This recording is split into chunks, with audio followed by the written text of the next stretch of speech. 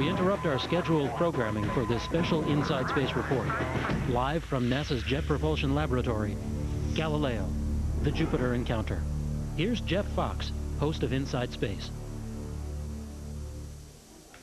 And we're back here at Jet Propulsion Laboratory in Pasadena. I just wanted to show you what is normally behind our camera shot, which is members of the press from all over the United States who have come for this very important day. This is the day that the Galileo space probe really starts exploring in earnest Jupiter. Now you're looking at the actual the main part of the space probe, or actually of the satellite itself. But over here, this is what has been going into the atmosphere of Jupiter over the last hour or so. Now we have been receiving telemetry, and so everything seems to be okay. But just to give you an idea of what this has gone through as it went into the atmosphere of Jupiter, we believe it to be so dense that this would glow about twice the brightness of the sun and get up to a temperature of about 15,000 degrees. So it's gone through a pretty harrowing journey, and by now probably doesn't exist at all, but because it's so far away from the Earth, about 500 million miles, it's taken close to an hour for the telemetry to come back to us. Anyway, we'll talk more about that in a little while.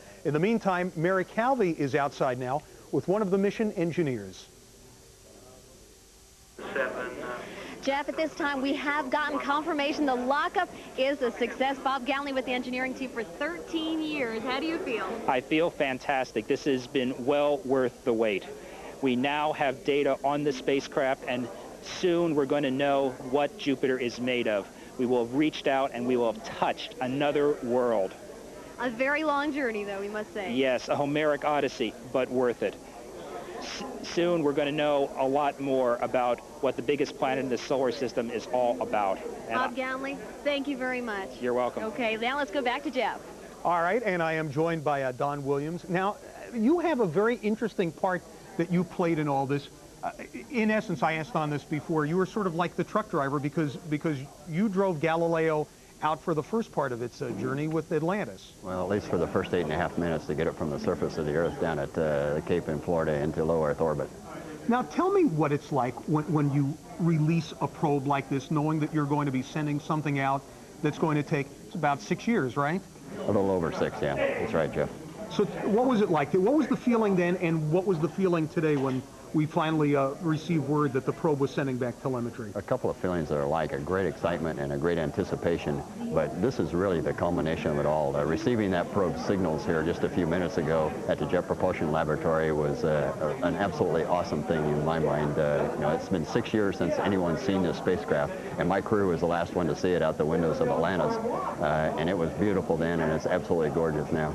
Is it sad that this is one of the last really big, bold NASA projects because now everything is going to be a little bit smaller? I don't think so, because what's going to happen is we're going to see many, many more of these flights.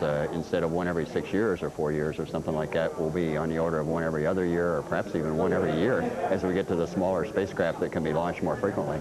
All right, probably the world's most qualified truck driver, the guy who brought Galileo for the first how long? About 8.5 minutes, the first 200 miles or so. Okay.